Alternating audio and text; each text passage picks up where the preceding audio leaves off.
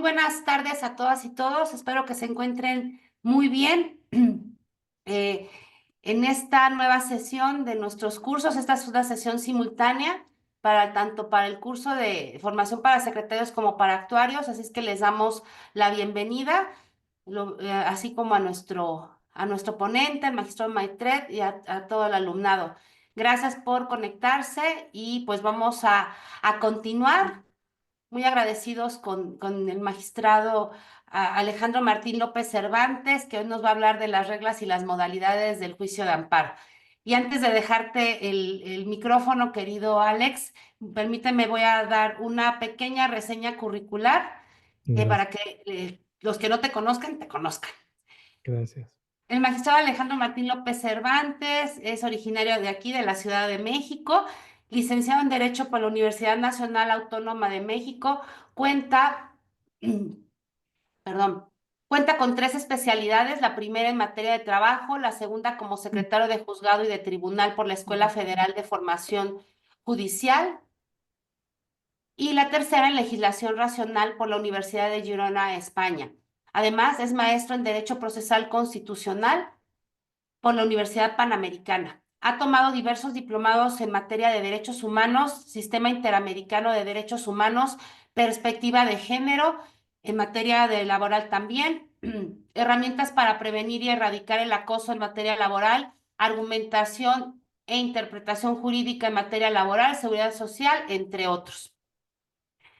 Comenzó su carrera profesional como practicante en la Suprema Corte de Justicia de la Nación, en la ponencia del ministro José Ramón Cosío Díaz. Posteriormente se le nombró como oficial judicial en el mismo alto tribunal.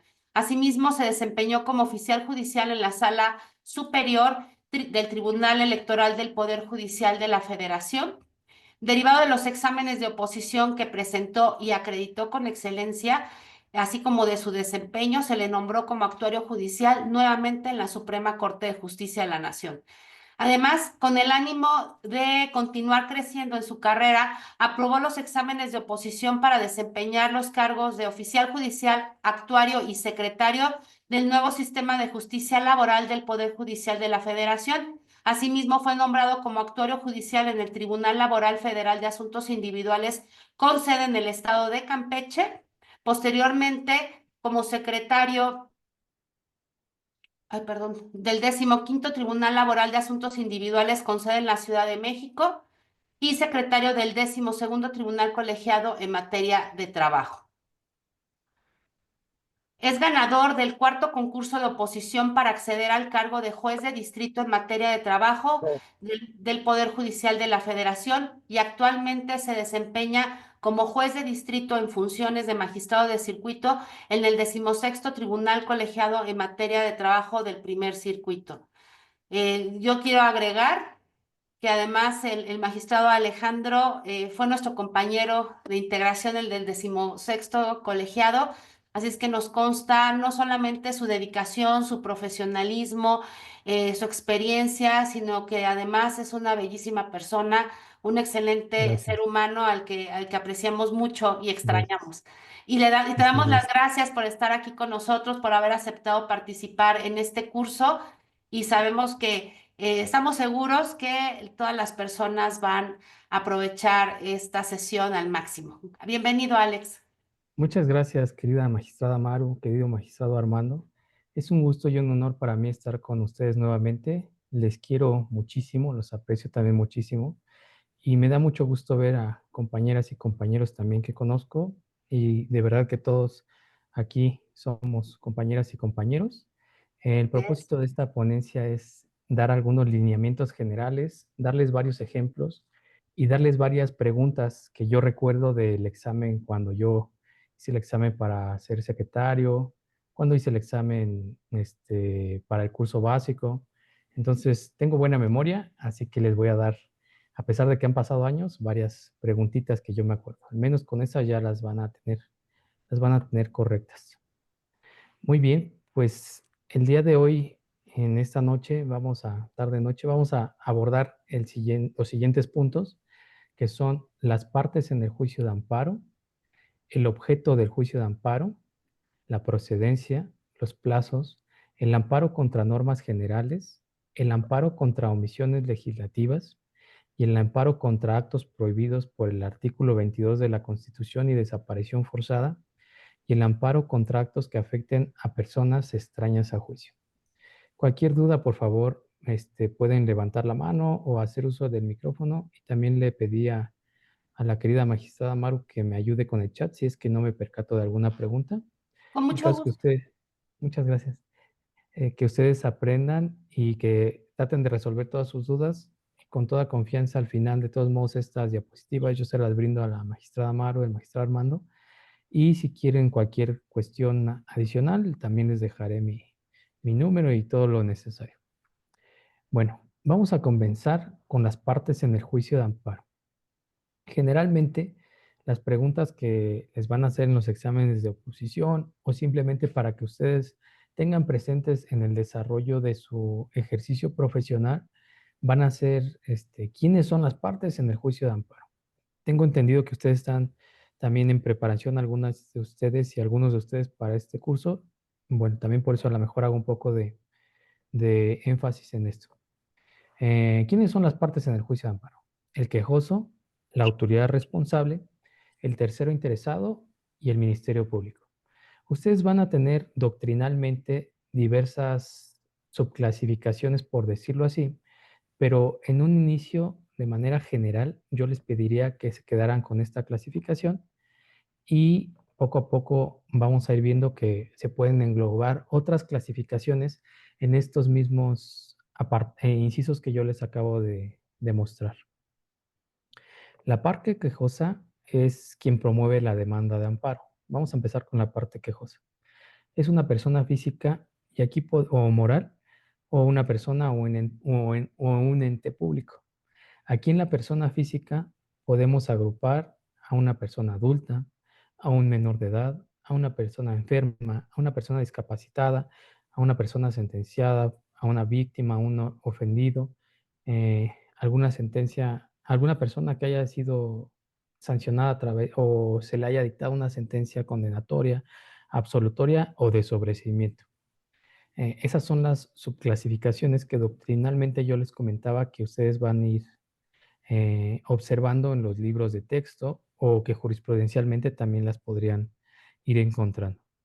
Por lo que respecta a las personas morales, pues son las personas morales privadas, las sucesiones, los bancos, las empresas, instituciones del sistema financiero, y también podemos subclasificar esta parte de las personas quejosas en una persona o un ente público, que puede ser aquí una dependencia de gobierno, un municipio, que también están las controversias constitucionales, pero bueno, vamos a dejarlo en una persona o un ente público en este momento.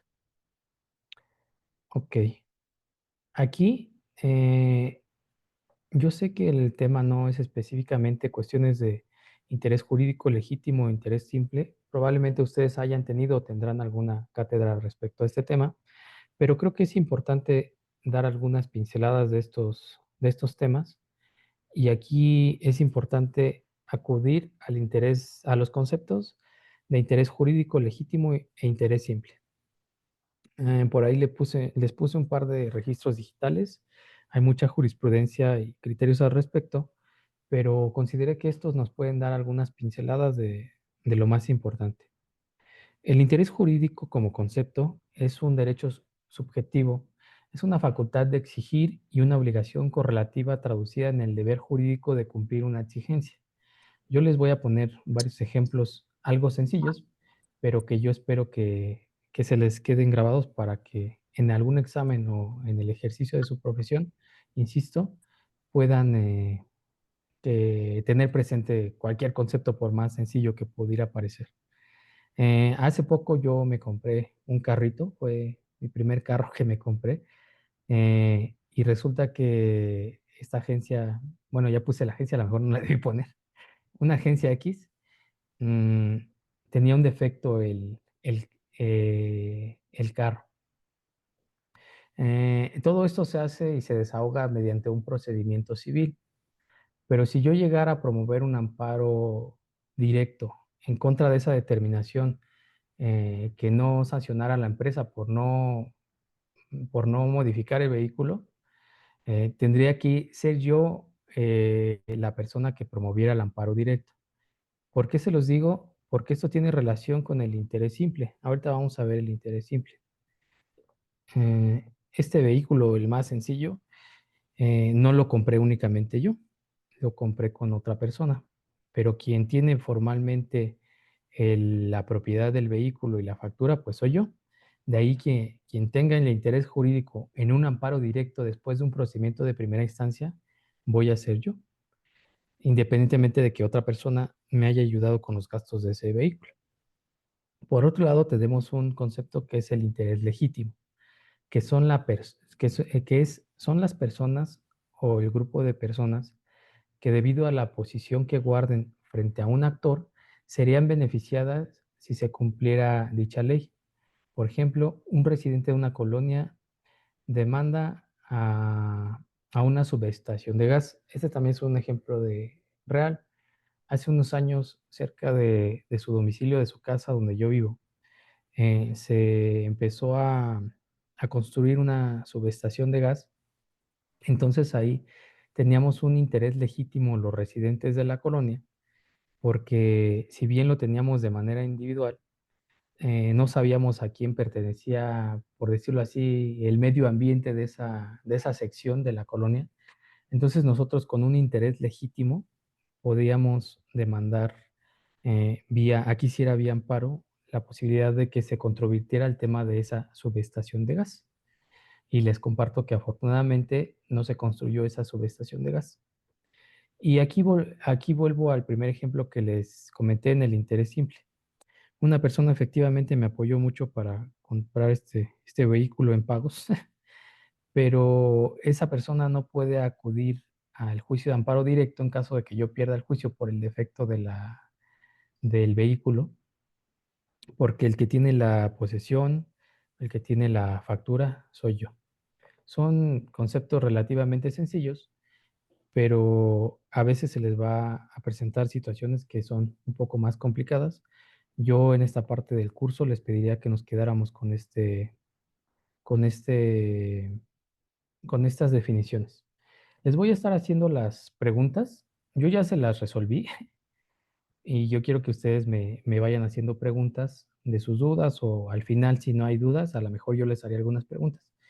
Pero quiero que se las queden porque los exámenes que ustedes hagan, las participaciones que ustedes tengan en algunos concursos, si es que todavía no participan o van a participar o quieren crecer, siempre les van a hacer ejemplos como estos. Y le comentaba al inicio que yo me acuerdo de algunas preguntas y a lo mejor si no son idénticas, al menos pueden tener una referencia. Con base a estos conceptos que ya les he planteado o transmitido, yo les haría una pregunta que es, ¿quién está legitimado para promover un amparo en contra de un decreto por el que se prohíbe la venta de refrescos en las escuelas públicas y privadas? O bueno, también recordar un ejemplo real cuando se etiquetaron los refrescos con los sellos, los alimentos. El inciso A es los padres de los niños inconformes con el decreto, al ser ellos los representantes legales de los niños.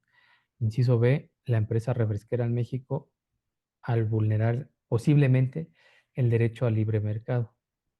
O inciso C, ambos supuestos anteriores. Efectivamente serían ambos supuestos anteriores. Aquí serían los padres con un interés jurídico, las empresas igual con un interés jurídico. Esa sería una pregunta sencilla para que pudiéramos ir afinando estos conceptos. Después tenemos el concepto de autoridad responsable. ¿Quién es la autoridad responsable en el juicio de amparo? Por definición, es la autoridad o particular que actúa como autoridad a quien se le atribuye el dictado, orden, ejecución o intento de ejecución del acto, omisión o norma que se reclama. Ejemplo, un juez penal que está dictando una resolución, una sentencia, siempre y cuando sea procedente el juicio de amparo, si no es un medio ordinario, el jefe o ahora jefa de gobierno de la Ciudad de México, el presidente, ahora presidenta de la República, y aquí yo hice una pregunta. Y quiero hacer énfasis y a lo mejor genera un poco de controversia respecto al tema, porque a lo largo de nuestros años, de los años que hemos tenido, mi punto de vista es que hemos podido generar o construir criterios jurisprudenciales que nos han llevado a una línea de argumentación y de interpretación con la integración de la Suprema Corte. Actualmente se presentaron cuestiones inéditas que yo creo que doctrinalmente, jurisprudencialmente, no están acabadas respecto a quiénes son autoridades en el juicio de amparo, específicamente con esto de la cuestión de la reforma al Poder Judicial de la Federación. ¿A qué me refiero? Es controvertido, pero creo que es importante que ustedes lo dejen únicamente como una reflexión porque el amparo no empieza a transformarse. Recientemente tuvimos varias reformas, hemos pasado por varias reformas y recientemente la tuvimos. Entonces, va a cambiar estos conceptos probablemente, no lo sé, con las nuevas integraciones de los altos tribunales, con las nuevas integraciones de los juzgados y tribunales colegiados. Y por eso yo puse la reflexión de si un comité de evaluación en los nuevos procedimientos del Poder Judicial, pues puede o no ser autoridad responsable para el amparo. ¿Por qué? Porque por una parte se decía que no, porque es una cuestión en materia electoral, pero también a su vez están involucrados derechos humanos de las personas trabajadoras, de las juezas, de los jueces, de los magistrados y magistradas. De ahí que considero que es un tema controvertido desde el punto de vista doctrinal, no político ni de ningún tipo. De ahí que yo les dejo esa reflexión. Eh, Después tenemos a las personas terceras interesadas, que yo les pediría que aquí pusiéramos un poco de énfasis también, porque al final vamos a tener el tema de las personas extrañas a juicio. Entonces, que nos quede bien claro cuál es el concepto de una persona tercera interesada. De manera genérica, es quien comparece al juicio en su carácter de contrario y quien está dispuesto en que se preserve el acto, omisión o norma reclamada, por lo general la contraparte. Aquí tenemos unos ejemplos muy sencillos, que es la persona que haya gestionado el acto reclamado o tenga interés en que subsista. Ustedes ya ganaron un juicio de amparo y su contraparte, la tercera interesada, sería la persona que a lo mejor le, le afectó la resolución del juez de distrito. Yo, como ya lo comentó la magistrada Maru, me integro un tribunal en materia laboral. Aquí se me ocurra como persona tercera interesada, pues gana el actor un juicio, viene en un juicio ordinario laboral, viene la contraparte al amparo directo, el patrón, y aquí en amparo, el tercero interesado sería ahora el trabajador, quien obtuvo, en caso de que haya obtenido una sentencia favorable. En caso de que fuera contrario, que el trabajador no obtuvo una sentencia favorable y viniera a juicio constitucional el trabajador, su contraparte sería el patrón. Ese sería el tercero interesado. Tenemos a la víctima ofendido, también es una persona tercera interesada cuando se promueve un amparo. Ay, perdón, aquí le moví. El indiciado o procesado. Después, otra parte en el juicio de amparo es el Ministerio Público. El Ministerio Público es un órgano del Estado que actúa como parte en todos los juicios, en representación del interés general. Muchas personas te preguntarán qué hace un Ministerio Público o cuál es su función en un juicio constitucional. Pues los ministerios públicos pueden formular pedimentos que son oficios mediante los cuales se expresa su parecer en el juicio. ¿Cuál es el punto de vista del Ministerio Público? Yo aquí como ejemplo pongo que yo trabajé en el inicio de mi carrera profesional en la Suprema Corte. Entonces yo iba a las ponencias de los ministros y dejaba a diario como unos 50 pedimentos de los juicios de los ministros. Y la verdad que en algunos juicios eran unos dictámenes u opiniones, al menos en la Suprema Corte, muy bien elaboradas porque tenían su área especializada para los juicios constitucionales de la Suprema Corte. Y muchas veces los propios ministros, a pesar de que es solamente como una opinión, hacían referencia también a las estadísticas que ellos podrían aportar, no sé, por ejemplo, en el uso lúdico de la marihuana o cuestiones de este tipo. De ahí que esa es la función del Ministerio Público en los juicios constitucionales. Después tenemos el objeto, como siguiente tema, voy a ver cómo vamos bien en tiempo, el objeto del juicio de amparo.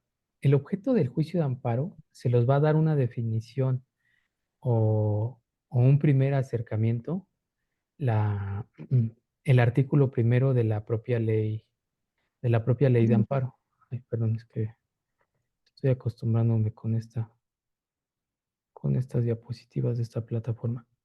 El artículo primero dice, el juicio de amparo tiene por objeto resolver toda controversia que se suscite por normas generales, actos o omisiones de autoridad que violen los derechos humanos reconocidos y las garantías otorgadas para su protección por la Constitución Política de los Estados Unidos Mexicanos, así como por los tratados internacionales en los que el Estado mexicano sea parte. Probablemente ustedes también ya tuvieron su clase o vayan a tener su clase respecto al artículo primero constitucional, el principio pro persona, eh, la interpretación más favorable y el parámetro de control de constitucionalidad, que ya en su momento ya lo vieron o lo verán. Aquí únicamente quédense con que el parámetro de control constitucional, pues son la Constitución y los tratados internacionales. Ya, como yo les decía, el amparo, los criterios jurisprudenciales van cambiando. Entonces es probable que ahora ya no, ya el parámetro siga siendo estos dos instrumentos, tanto la Constitución como los tratados, pero ya en un futuro podría evolucionar la teoría que ustedes ya analizaron o analizarán en que respecto a la jerarquía de la Constitución o los tratados internacionales, pero bueno, ese es otro tema. Tenemos como segundo punto que nos indica la ley de amparo, que es el objeto es por normas generales, actos o omisiones de las autoridades federales que vulneren o restrinjan la soberanía de los estados o la esfera de competencia de distritos, siempre y cuando se violen derechos humanos reconocidos y las garantías otorgadas para su protección en la Constitución política. Ah, yo ahorita les voy a dar un concepto menos abstracto, nada más quiero remarcar los temas de la ley, no se angustien tanto por estos conceptos que a mí se me hacen muy abstractos. Después tenemos la fracción tercera, por normas generales, actos o omisiones de las autoridades de los estados del Distrito Federal que invadan esferas competenciales de la autoridad federal, siempre y cuando violen los derechos humanos reconocidos y garantías otorgadas por la Constitución política. El amparo protege a las personas frente a normas generales, actos o omisiones por parte de los poderes públicos o de particulares. Ok, miren, aquí únicamente vamos a quedarnos y enfocarnos con este primer punto, pero únicamente como con referencia por cuestiones académicas, quédense con la idea de que existen estos dos, de segunda fracción y tercera fracción. Y yo aquí les hice un par de definiciones menos abstractas, porque aquí lo importante es que ustedes sepan cuál es el propósito o qué es lo que busca el amparo en nuestro sistema judicial. Y yo les puse aquí el juicio con base a la definición del artículo primero. El juicio de amparo en México es un recurso de protección de derechos humanos y garantías individuales. Bueno, el tema de garantías está un poco superado, pero lo podríamos introducir, consagrados en la Constitución Política de los Estados Unidos Mexicanos. Su objeto principal es salvaguardar a las personas de actos de autoridad que violen sus derechos fundamentales. Y yo hice una clasificación de los aspectos más relevantes de este objeto del juicio de amparo. En primer lugar, la protección de los derechos humanos. El amparo busca proteger los derechos humanos establecidos en la Constitución y en los tratados internacionales en los que el Estado mexicano sea parte. Después tenemos que el juicio de amparo como medio de control constitucional. Es lo que yo les comentaba del parámetro de la ley, qué es lo que vamos a utilizar, los tratados internacionales, la Constitución y si va a haber alguna jerarquía. pero tomemos únicamente en este momento que es un medio de control constitucional en el que se puede cuestionar la constitucionalidad, también podría ser la inconvencionalidad de leyes, reglamentos y actos de autoridad que violen, que se consideren violatorios de derechos fundamentales. Como tercer punto, tenemos que es la defensa ante actos de autoridad. El amparo se interpone o se promueve contra actos de autoridad que afecten a las personas, como resoluciones administrativas, sentencias judiciales o cualquier otra acción que vulnere los derechos. Digamos que estamos haciendo una generalización de todas las fracciones de la ley de amparo. Y por otro lado, el juicio de amparo tiene como propósito el acceso a la justicia. El juicio de amparo busca garantizar el acceso a la justicia, permitiendo que cualquier persona que se considera agraviada por un acto de autoridad pueda buscar la protección de sus derechos ante los tribunales. Esa es la clasificación que yo les propondría de manera muy genérica tal vez y sencilla para estas cuestiones que aparecen en la fracción primera, segunda y tercera.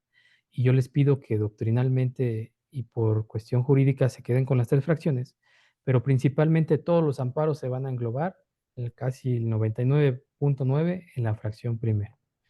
Y aquí yo les puse otra pregunta. ¿Cuáles son las partes en el juicio de amparo? Concluyendo este primer tema que estamos analizando, es el Ministerio Público, el quejoso, el tercero, la persona tercera interesada y la autoridad responsable. Es el inciso A, está el actor, en el inciso B, el demandado y un tribunal colegiado de circuito. El tribunal no es parte del juicio de amparo. El inciso C, personas con interés jurídico, autoridad responsable y Ministerio Público. Es el inciso A. Ok. Soy bien barco porque siempre yo solito les respondo a las preguntas, ¿verdad? Después aquí tenemos, ¿para qué sirve el juicio de amparo? Inciso A, para proteger al ciudadano sobre actos de otros particulares. Inciso B, contra la delincuencia organizada. Inciso C, contra actos de autoridades que afecten la esfera jurídica del ciudadano. Es el inciso C. En conclusión preliminar de este primer tema que estamos viendo, podemos decir que el juicio de amparo es un mecanismo esencial en el sistema jurídico mexicano para proteger los derechos fundamentales de los individuos frente a actos de autoridad, asegurando así el respeto a la legalidad y a la justicia en el país. Esa sería mi primer conclusión.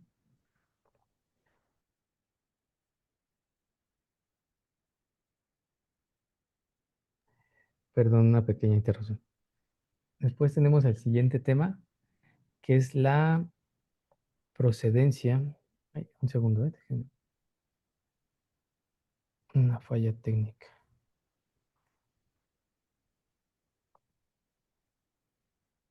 El siguiente tema es la procedencia del juicio de amparo.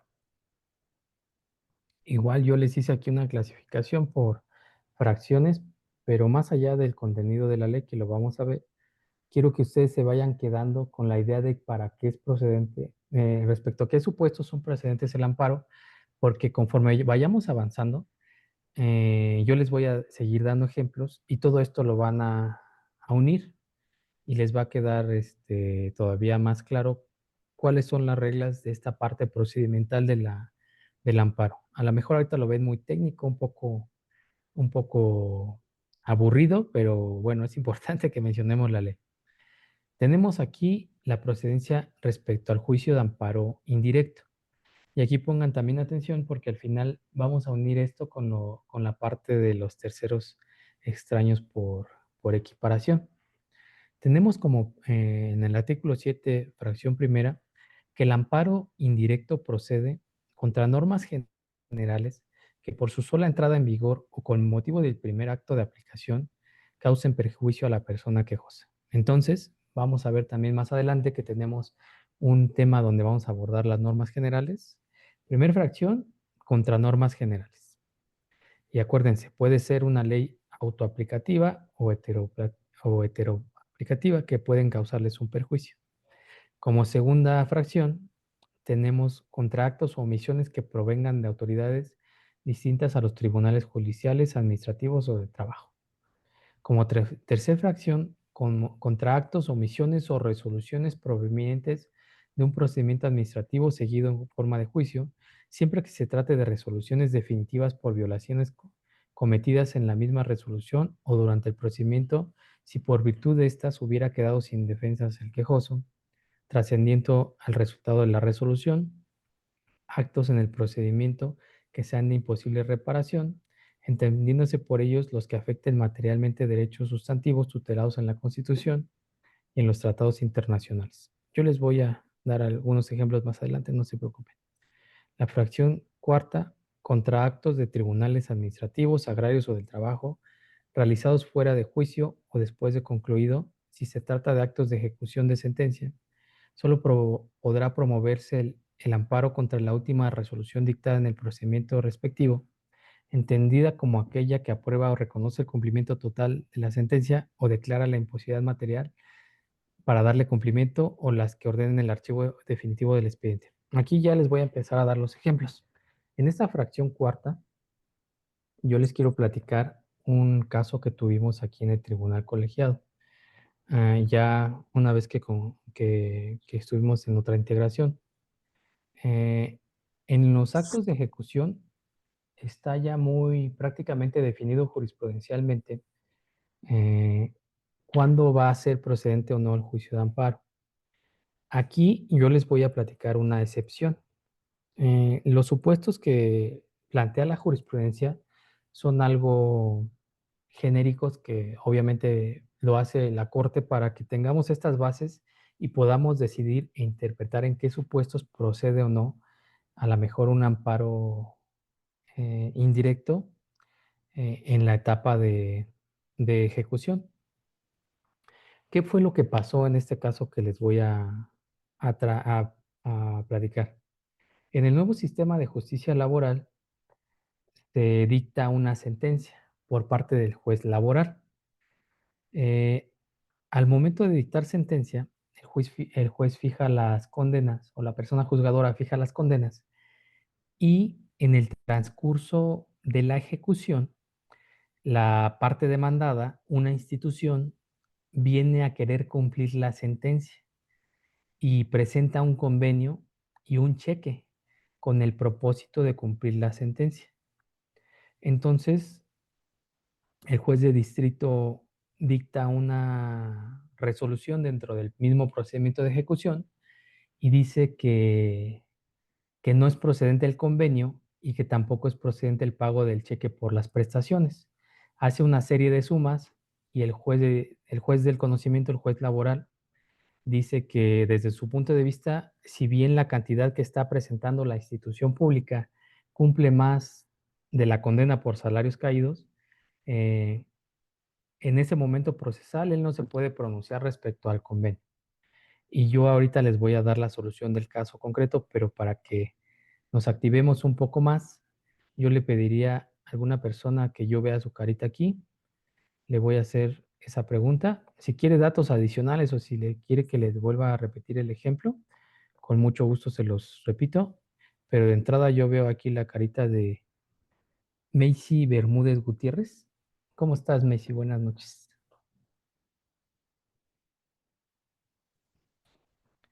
Ustedes pueden quitar sus... A ver, creo que yo te lo tengo que quitar a ti. Sí, creo que ahí está. Ya, Ay, perdón, perdón, creo que te lo volví a poner. ¿ya me Ay, ya, escucha? sí, Listo. disculpa. ¿Cómo estás, Macy? Todo bien, gracias a usted. Qué bueno. Bien, gracias. Con base a este ejemplo, si quieres te lo repito o te doy datos Sí, de favor. adicionales. ¿Qué opinas tú? ¿Se procede? Sí, ok. Perdón. Es un juicio laboral. Ujú. Te lo repito, ¿verdad? ¿Me dijiste? Sí, de favor. Sí, es un juicio laboral. Sí, el juez laboral dicta sentencia y nos Ujú. encontramos en la etapa de ejecución. Ok. Entonces, la parte demandada, que es una institución pública, quiere cumplir la sentencia con base a lo que el juez laboral decretó en las condenas. Para, ok, es, para tal efecto, y a lo mejor no, independientemente de que no sean especialistas en la materia, para tal efecto presenta un convenio firmado por la contraparte, el actor y la demandada, y un ok, cheque. Y lo que le responde el juez laboral es que no procede en ese momento ningún pronunciamiento del convenio ni del cheque, porque la cantidad que está presentando, desde su punto de vista, sí cumple unas prestaciones, pero otras no. ujú, Entonces, la autoridad viene a amparo indirecto. Con base ok. a con base a esta fracción que tú tienes en pantalla, así de manera genérica, lo que así dice te venga a la mente o ¿tú consideras que procede el amparo indirecto? Indirecto. En procedimiento de ejecución, estamos en ejecución. Y la regla es que no. La regla es que no. Si está en etapa de ejecución, considero que no, porque se supone Mm, que cuando es en etapa de ejecución es cuando es la última, ¿no? Que es cuando ya tienes por cumplido, en este caso, la ejecutoria o, bueno, creo que sí, ¿no? exactamente, sí. Muy bien, muchas gracias. ¿No? ¿De qué? Messi tiene razón. El juez federal resolvió así, pero aquí hay una particularidad que yo les decía y que les hablaba respecto a la jurisprudencia. La jurisprudencia dice que va a proceder en caso de que se afecten. Yo lo hice a propósito, no les mencioné la jurisprudencia. Pero lo que dice el criterio es que va a proceder cuando afecten derechos patrimoniales de las personas. Ese es uno de los supuestos cuando procede. La propuesta del colegiado de la ponencia y como quedó la sentencia, es que efectivamente se podría afectar el patrimonio del instituto que quería cumplir el amparo, porque no se le iban a cortar los salarios caídos, el interés de los salarios caídos, y se iban a generar una cantidad monetaria mayor a la que ya había decretado el juez de distrito. De ahí que se propuso que en este caso concreto como sea procedente el juicio de amparo indirecto. A lo que voy es que en el transcurso de su profesión, ustedes se les van a presentar como secretarias, como secretarios, como juezas, como jueces, magistradas y magistrados, asuntos en los que ustedes van a tener que interpretar con base a estas fracciones y la jurisprudencia qué es lo correcto o cuál es la interpretación que ustedes les pueden dar. Eso es lo que yo les quería destacar en este pequeño ejemplo. Después tenemos otra fracción, contratos en juicio cuyas afectaciones sean de imposible reparación, entendiéndose por ello los que afecten materialmente de derechos sustantivos tutelados en la Constitución política y en los tratados internacionales en los que el Estado mexicano sea parte. Aquí yo les voy a dar un ejemplo, también en materia laboral. Si soy reiterativo en esta materia, les ofrezco una disculpa, pero es la materia que relaciono más con el amparo por la función que tengo. Resulta que en un juicio que duró ante la Junta aproximadamente 10 años, un trabajador obtiene por fin, después de 10 años, una sentencia, un laudo favorable. Se le condena a la empresa a tramitar, a pagarle cierta cantidad de dinero, una cantidad grande. Y aquí la regla que nos dice la ley de amparo es que afecten y sean de imposible reparación los derechos sustantivos. Es muy abstracta la regla, pero en este ejemplo, perdón, se les va a facilitar un poco más poder ver esta cuestión. Gana el trabajador y van a la empresa a tratar de ejecutar la sentencia. Y resulta que el actuario dice que no le abren la puerta. Lo que hace el presidente de la junta es, es decir, no le abrieron la puerta, pues entonces ya no vamos a reinstalar el trabajador. Le vamos a cambiar la reinstalación por, por dinero, por una cantidad de dinero y ya. ahí va a concluir el juicio. Esa cuestión es un ejemplo claro donde se le están afectando los derechos a la persona trabajadora. Es de imposible reparación y afectan sus derechos, el derecho al trabajo. Entonces, en este ejemplo, procede el amparo indirecto. Solamente hay que tener cuidado porque la ley de amparo y tienes que respetar ciertas reglas procesales. Por ahí ustedes ya tuvieron o tendrán la clase de los principios de amparo. Entonces hay que agotar el principio de definitividad en algunos casos y en otros no. En este caso que yo les presento, sí hay que agotar el principio de definitividad en contra de esa decisión que el presidente de la Junta adoptó respecto a, respecto a esta determinación de cambiar una condena que no está permitida, cambiar una condena que la ley no te permite cambiar la condena por lo que tú decidas o por una cuestión monetaria, solo en casos muy concretos. De ahí que aquí podría encuadrar esta fracción. Aquí la fracción sexta, contratos dentro o fuera de juicio que afecten personas extrañas. Aquí permítanme más adelante hacer referencia a este punto, eso lo vamos a ver en los temas. La siguiente es contra las omisiones del Ministerio Público en la investigación de delitos, así como la resolución de reserva, no ejercicio, desistimiento de la acción penal o por suspensión del procedimiento cuando éste no esté satisfecha la reparación del daño.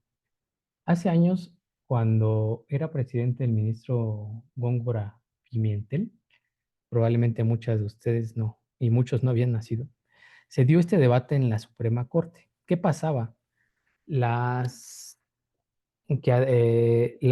fiscalías, los ministerios públicos eran prácticamente amos y señoras de todo el procedimiento de investigación. ¿En qué sentido? Tienen todas las facultades que les brinda la Constitución, pero ellos decidían si ejercían o no la acción penal, si se desistían, si la mandaban al archivo o suspendían el procedimiento cuando no estaba satisfecha la reparación del daño. El debate que se dio en la Suprema Corte en ese entonces es que sí se tiene que tener un medio de control contra estas resoluciones. De ahí que se reformó la ley con el paso de los años y se introdujo esta fracción.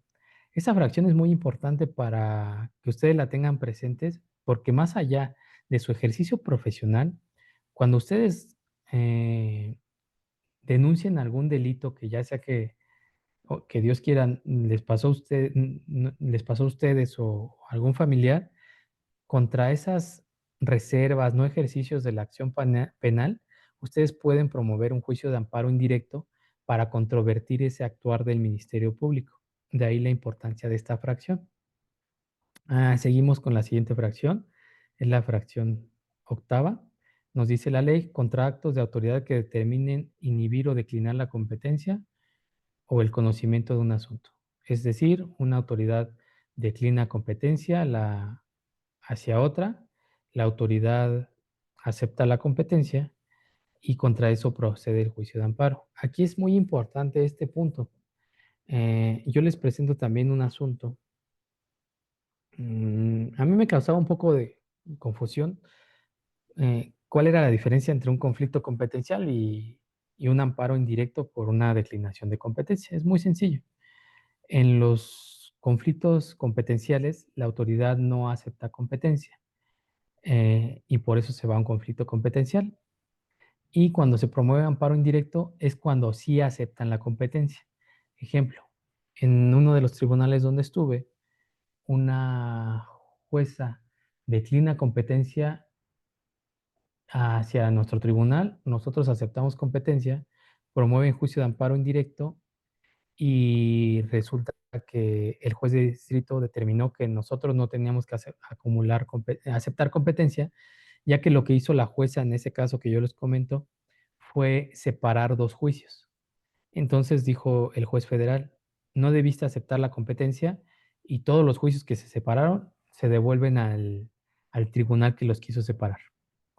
Después tenemos la fracción novena, que es contra normas generales, actos o omisiones de la Comisión Federal de Competencia Económica y del entonces Instituto Federal de Telecomunicaciones, tratándose de resoluciones bueno, digo entonces porque hasta donde sé se iba a reformar para que ya no existiera este instituto y cambiarle el nombre, tratando resoluciones dictadas por dichos órganos emanadas en un procedimiento seguido en forma de juicio, solo podrá impugnarse las que pongan fin al mismo por violaciones cometidas en la resolución o durante el procedimiento. Las normas generales aplicadas durante el procedimiento solo podrán reclamarse en el amparo promovido por la resolución de referencia. Nosotros tenemos juzgados especializados en cuestiones de competencia económica en el Poder Judicial de la Federación. También tenemos los tribunales colegiados de circuito, también especializados. Ellos son los que conocen de estos actos o omisiones de la Comisión Federal de Competencia Económica y del Instituto Federal de Telecomunicaciones. Me voy a ir un poquito más rápido, les voy a dar rápido los ejemplos. ¿Contra qué acto procede el juicio de amparo indirecto? Inciso A, es el correcto. La negativa de inscripción de un menor en una de educación, en una institución educativa de, en una institución educativa. Después, inciso B, actas administrativas por parte de un empleador contra el trabajador. O inciso C, el cobro excesivo de un servicio privado. Inciso A. Ok. ¿Hasta aquí alguna o alguno de ustedes tenía alguna duda, alguna pregunta? Bueno. De todos modos, al final les voy a dar la oportunidad. Nos vamos a ir un poquito más rápido. Únicamente voy a hacer referencia a la parte importante de las fracciones. Las fracciones la tienen en la ley, solamente quiero retomarlas y empezarle a dar algunos ejemplos. La procedencia del amparo directo la establece el artículo 170. Procede contra sentencias definitivas, laudos o resoluciones que pongan fin a un juicio. Es decir, que ya terminó el procedimiento y se dictó una resolución definitiva. Hay que recordar que habrá que agotar previamente recursos ordinarios en algunos supuestos. En materia laboral, termina el juicio ordinario laboral y no hay que agotar el recurso. En otras materias sí habrá que agotarlos. Mm, Voy a saltarme ya esta parte, no son las reglas procesales. Y tenemos la otra fracción, que es la fracción segunda, que es contra sentencias definitivas y resoluciones que pongan fin al juicio dictado por tribunales de lo contencioso administrativo, cuando éstas sean favorables al quejoso para el único efecto de hacer valer conceptos de violación en contra de normas generales aplicadas. Ok. Aquí es cuando se trata de cuestiones de tribunales derivados de lo contencioso administrativo. Ah, ok. Y después tenemos la pregunta o el ejemplo. ¿Contra qué acto procede el juicio de amparo directo? ¿Contra el acto que desecha una demanda? ¿Contra el auto de ejecución? ¿O contra sentencias interlocutorias?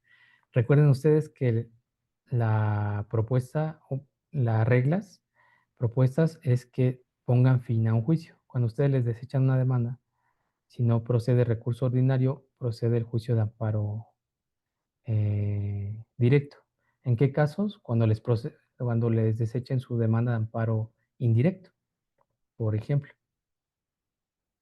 Ok. Aquí en los plazos únicamente les voy a dar una pincelada de los plazos. El plazo para presentar lo contiene el artículo 17. El plazo para presentar la demanda de amparo genérico y que les van a hacer preguntas en sus exámenes es de 15 días, salvo y empiezan las excepciones. Cuando se reclame una norma general autoaplicativa o el procedimiento de extradición en la que será de 30 días.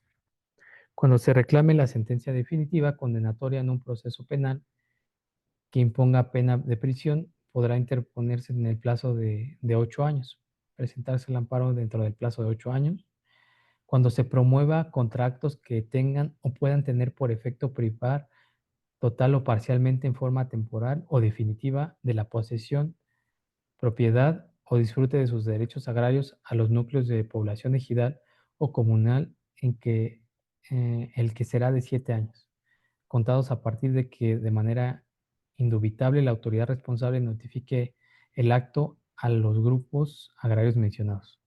Cuando se trata de este supuesto, 7 años. Y cuando el acto reclamado implique peligro de la privación de la vida, de ataques a la libertad personal fuera del procedimiento, incomunicación, deportación o expulsión, proscripción o destierro, desaparición forzada de personas o alguno de los actos prohibidos por el artículo 22 de la Constitución Política de los Estados Unidos Mexicanos, así como la incorporación forzosa al Ejército, Armada o Fuerza Aérea nacionales, podrá presentarse en cualquier tiempo. Cuando se trate de estos actos por su naturaleza tan importante, se puede presentar en cualquier tiempo. Y nosotros vamos a tener más adelante una pequeña explicación cuando se trate de los actos prohibidos por el artículo 22 de la Constitución Política de los Estados Unidos Mexicanos. Las reglas para que ustedes hagan el conteo como personas secretarias o secretarios y juzgadores, va a ser la señalada en el artículo 18. Los plazos a que se refiere el artículo anterior se computarán a partir del día siguiente a aquel en que surta efectos la notificación conforme a la ley del acto. La notificación a la persona quejosa del acto o resolución que se reclame o a aquella en que haya tenido conocimiento o que se ostente sabedora del acto reclamado de su ejecución, salvo el caso de la fracción primera del artículo anterior, en la que se computará a partir del día siguiente de su entrada en vigor, que se refiere a la norma. Esta parte es importante.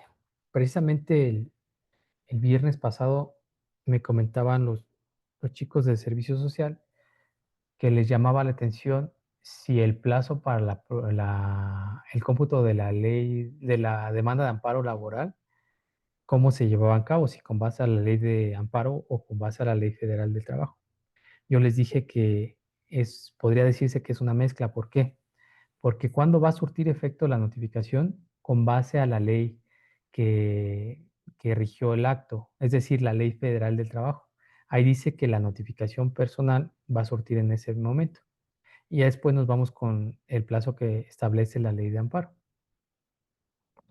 Y, ok, aquí muy sencillo. ¿Cuál es el plazo genérico para la presentación de la demanda de amparo? Se lo van a preguntar posiblemente en sus exámenes. A pesar de que es muy sencillo, son 15 días. Muy bien. Después vamos a pasar al siguiente tema. Recuerden que si tienen alguna duda o pregunta, me dicen. El siguiente tema es el amparo contra normas generales. En México se pueden impugnar diversas normas generales a través del juicio de amparo, siempre que se afecten derechos humanos o principios constitucionales. Las normas que son susceptibles de impugnarse, lo que hizo el legislador, es decir, normas generales, establecer ese concepto genérico para que nosotros podamos impugnarlas y que no sea un catálogo limitativo, sino que se amplíe ese catálogo. En primer lugar, tenemos a las leyes, la fracción primera. El punto primero, cualquier ley expedida por el Congreso de la Unión o las legislaturas de las entidades federativas pueden ser impugnadas si se considera que vulnera derechos fundamentales. Tenemos también aquí los reglamentos, disposiciones administrativas emitidas por el Poder Ejecutivo que desarrollan o especifican el contenido de una ley. Tenemos los decretos, que son las normas de carácter general emitidas por el presidente de la República o por autoridades estatales que tienen efectos normativos. Después tenemos los acuerdos, que son las resoluciones o acuerdos de carácter general emitidos por autoridades administrativas que regulan situaciones específicas, las circulares o instrucciones, que son documentos que, aunque no tengan el carácter de ley o reglamento, establezcan criterios de actuación para autoridades y puedan afectar derechos de particulares.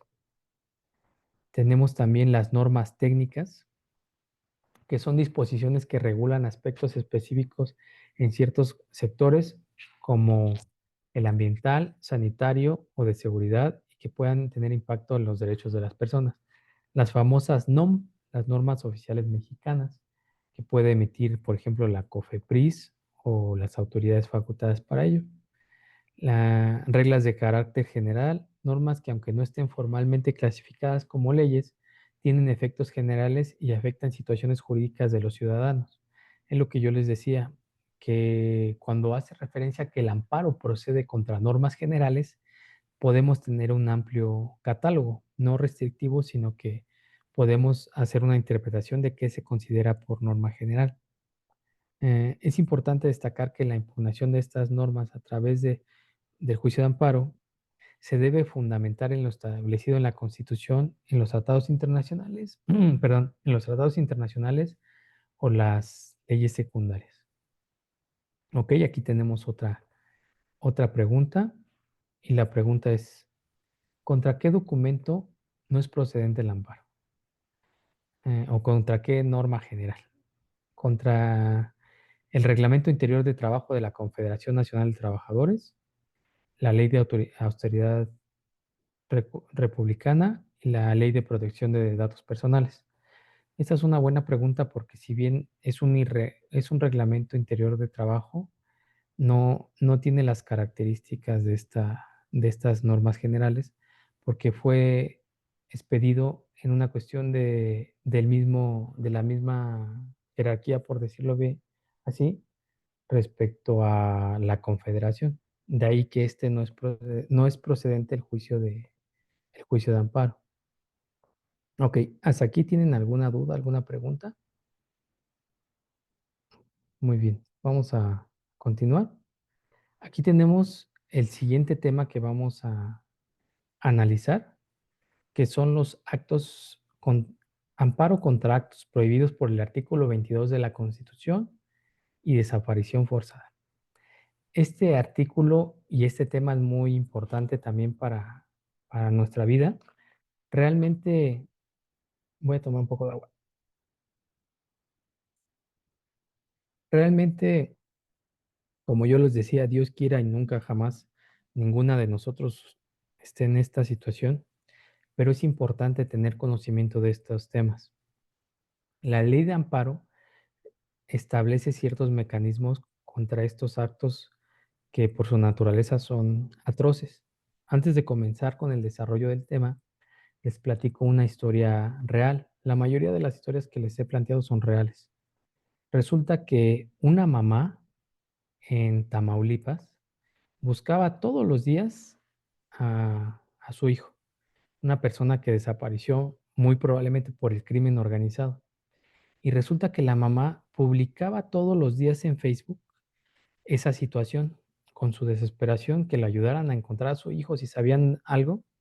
Y resulta que la mamá trabajaba y pasaba todos los días por un juzgado de distrito, todos los días. Y cuando una persona se enteró de la situación, promovió un amparo para tratar de ayudar a la localización de esta persona. De ahí la importancia que tal vez nosotros somos operadores jurídicos, abogadas o abogados, pero de verdad que es un instrumento que, que ayuda en esta búsqueda de las personas desaparecidas. Por ejemplo, me contaba una profesora magistrada que ella según recuerdo, estuvo adscrita en Guerrero y todas las comunicaciones que les llegaban de personas desaparecidas, ella sí salía a donde fuera, ella misma salía de su juzgado cuando era jueza, ahorita es magistrada, y trataba de buscar a las personas. Y pareciera que no tiene efectos, pero ahorita les voy a contar otra historia real, que sí funciona este tipo de instrumentos jurídicos. Ok, el artículo 22 constitucional dice: quedan prohibidas las penas de muerte, de mutilación, de infamia, las marcas, los azotes, los palos, el tormento de cualquier especie, la multa excesiva, la confiscación de bienes y cualquier otra pena inusitadas y trascendentales. Toda pena deberá ser proporcional al delito que sancione y al bien jurídico afectado. El artículo 22 tiene otras reglas, pero realmente a lo que se enfoca el amparo es a estos supuestos y al tema de la desaparición forzada. Muy bien. En este supuesto, encontramos una excepción a la regla que posiblemente ustedes ya vieron en sus clases anteriores o la van a ver. Yo la retomo. Cuando se reclamen actos que importen peligro a la privación de la vida, ataques a la libertad personal, todas las que mencioné, ¿no? Fuera del procedimiento, incomunicación, deportación, expulsión, proscripción o destierro, extradición, desaparición forzada o actos prohibidos por el artículo 22, incorporación al ejército eh, y la parte quejosa se encuentra imposibilitado para hacerlo, lo puede promover cualquier persona en su nombre. Esto es muy importante porque ustedes lo pueden hacer por cualquier persona o hasta, ya sea físicamente o a través de la plataforma del portal de servicios en línea. Y yo les voy a contar una historia de estas cuestiones. ¿Quién puede promover juicio? eh, se, se puede promover juicio de amparo en estos supuestos, ya lo mencioné. Puede promoverse por cualquier persona distinta de la parte quejosa, inclusive el menor de edad, y el juez va a ordenar que se ratifique la demanda por la parte quejosa, pero de entrada la demanda va a ser admitida. Yo les quiero contar un par de ejemplos que son un poco duros, pero son parte de la realidad que se vive. Este primer ejemplo me lo contó el profesor Gumersindo García Morales. ¿Alguien sabe quién es Gumersindo García Morales? Que levante su mano. Ah, si lo conoce, si sabe quién es. Muy bien. El profesor les va a sonar quién es cuando yo les diga qué es lo que creo que ha hecho más trascendente o de lo más trascendente en su carrera. El profesor es michoacano. Él fue una de las personas involucradas en la contradicción de tesis respecto al control del bloque de constitucionalidad. Él denunció ante la Suprema Corte la contradicción de tesis de la jerarquía de las normas y de la Constitución y los tratados internacionales. Eh, déjenme buscar. Según recuerdo, la 293. Pero ahorita les confirmo. Ustedes a lo mejor ya tuvieron su clase, pero bueno, el profesor fue el que denunció ante la Suprema Corte esta contradicción de tesis y en lo que derivó esta contradicción de tesis fue que la Corte, ¿cuál? 293-2011. La Corte fijó el parámetro de control de constitucionalidad entre la Constitución y los tratados internacionales. Bueno, el profesor tiene una clínica jurídica, ay, perdón, les moví aquí, una clínica jurídica allá en Michoacán de los estudiantes de la Universidad Nicolaita.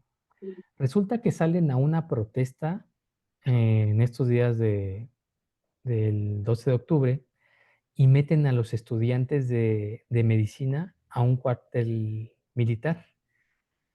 Y a pesar de que parece que no pasan estas épocas, el profesor, cerca del cuartel militar no había un juzgado de amparo cercano. El juzgado más cercano que pongan ustedes que estaba a 1 hora el de amparo o 2 horas, el más cercano era un juzgado local. Y en ese momento se encontraba de guardia de pura casualidad un secretario en funciones. Lo que él hizo fue ir por la premura de que se habían llevado a los chavos y a las chavas al cuartel militar, los estudiantes, fue llevarse al secretario del juzgado local. Imagínense ustedes el juzgado local más humilde y sencillo de Michoacán y se lo llevó al cuartel general.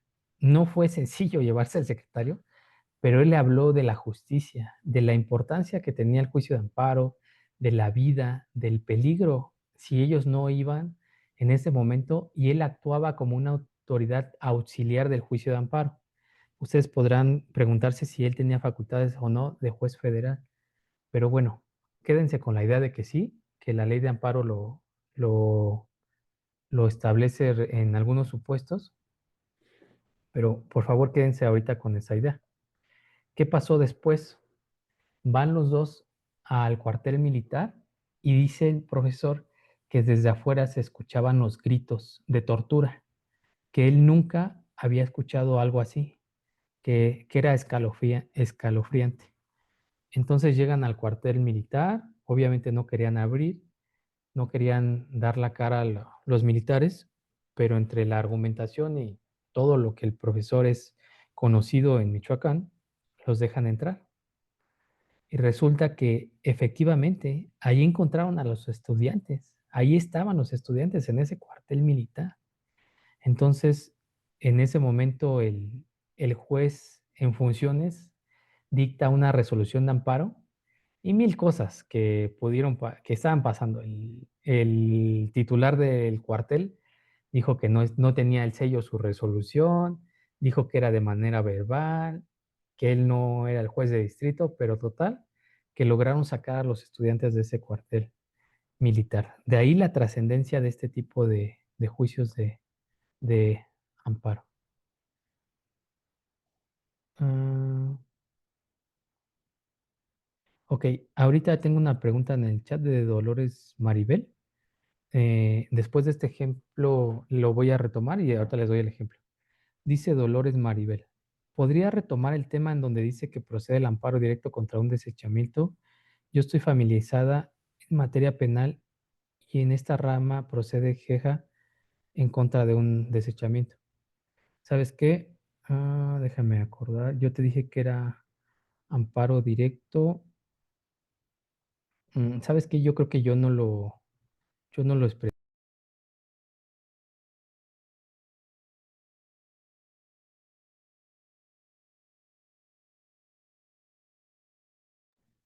No, ¿sabes qué? Yo lo precisé mal. Tienes toda la razón. En amparo, cuando está en juicio constitucional, procede el amparo, la queja, pero yo creo que yo no lo expresé bien.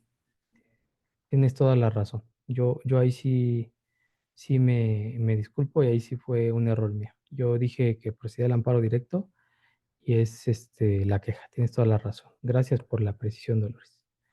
Muy bien, entonces aquí con el otro que les voy a dar, de esos ejemplos de prohibidos en el artículo 22, es el derecho a la salud. Es una persona con problemas de la salud. Resulta que un amigo mío estaba atendiéndose a una enfermedad que era el cáncer en el en el Instituto Nacional de Cancerología. Y resulta que a él le negaron el servicio de salud en el ISSSTE bajo el argumento de que se estaba atendiendo en el Instituto Nacional de Cancerología. Pero resulta que él ya no se estaba atendiendo en el Instituto Nacional de Cancerología porque, porque ya le habían negado el servicio. Entonces él no contaba con ningún servicio de salud.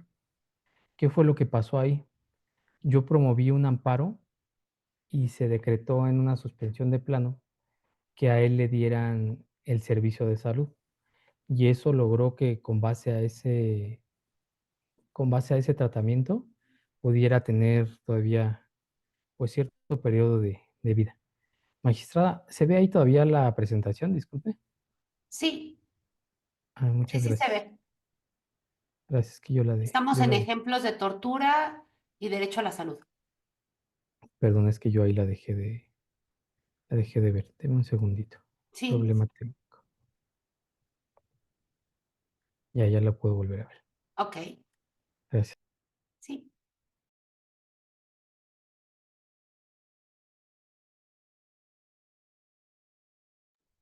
Ok, esta ya la vimos. Los ejemplos. Ok, aquí un ejemplo ya de las preguntas que yo recuerdo del examen, de los exámenes que he hecho. Juan se encuentra incomunicado adentro del Ministerio Público de San Luis Potosí. La pregunta es, ¿quién puede promover juicio de amparo a nombre de Juan? ¿Sus papás, sus hermanos, un comerciante o todas las anteriores? Todas las anteriores. Y aquí tengo otra pregunta, o otro comentario de Verónica Claudia Méndez Silva. Dice, maestro, el ejemplo podría ser en materia administrativo cuando se echa la demanda en el juicio contencioso administrativo porque pone fin a un juicio. Muy bien, muchas gracias, Verónica. ya me estás ayudando con un ejemplo.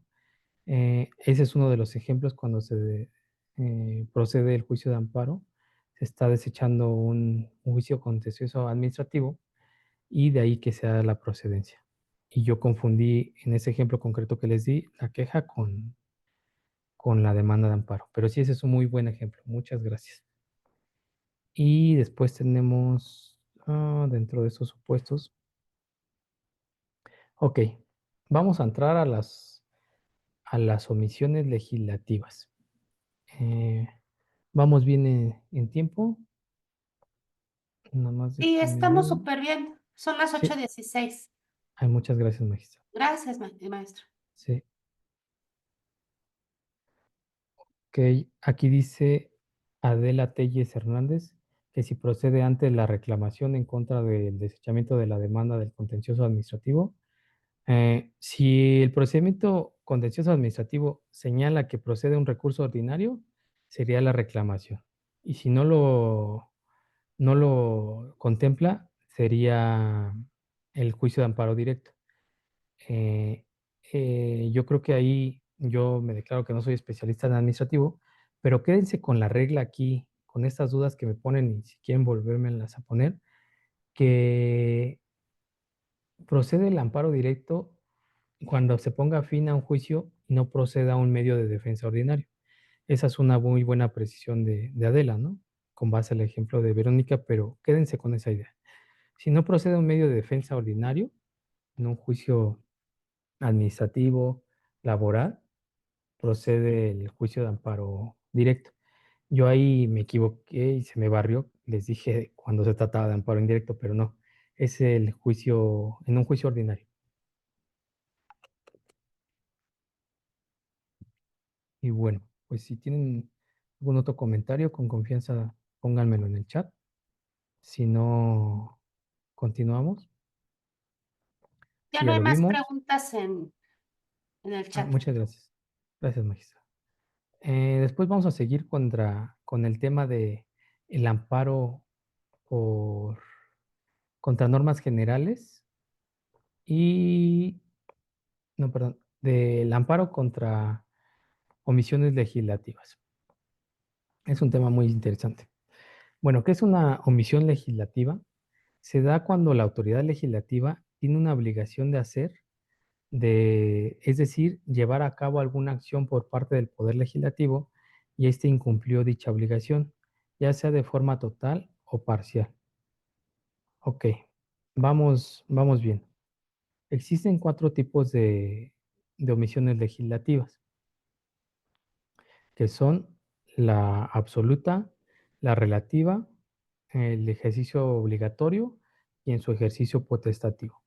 Insisto, esta es una clasificación jurisprudencial, doctrinal, pero quédense con esta primera parte, por favor, de la presentación. Se da cuando la autoridad legislativa tiene una obligación de hacer, es decir, que se lleva a cabo alguna acción por parte del Poder Legislativo y están incumpliendo con dicha obligación de forma total o parcial. Quédense ahorita con esto porque los ejemplos que vamos a ver aquí son un poco abstractos o los conceptos y lo importante que quiero que se vayan familiarizando es que vean qué son las omisiones legislativas de manera genérica. Ok, como ya lo mencioné, las omisiones legislativas provienen de una obligación del Poder Legislativo de promulgar una norma y si esta no se aprueba o simplemente no se presenta una iniciativa, estamos ante una omisión legislativa. Siempre y cuando esté la obligación constitucional, aquí reitero, este punto es muy importante, que está la obligación constitucional de emitir esa norma. Eso es muy importante. Cuando la ley, ya lo vamos a ver, pero por ejemplo, me adelanto, la Constitución establecía que se tenía que emitir un Código Nacional de Procedimientos Civiles y Familiares único, y en su momento existió por mucho tiempo la omisión legislativa por parte del Congreso de emitir esta norma secundaria. De ahí que tenía una obligación constitucional y no la cumplía. Con eso nos referimos a las omisiones legislativas. Aquí tenemos otra más que podría configurarse con la reforma al Poder Judicial de la Federación. Se estipuló un mandato al Poder Legislativo para crear una nueva ley orgánica del Poder Judicial de la Federación. Si esta ley no se hubiera presentado y aprobado, estaríamos ante una omisión legislativa absoluta dentro de nuestra clasificación. O sea, no ha hecho absolutamente nada. Pero bueno, ya emitió la ley orgánica y no tenemos mayor tema. Ok, aquí tenemos otro tipo de omisión legislativa.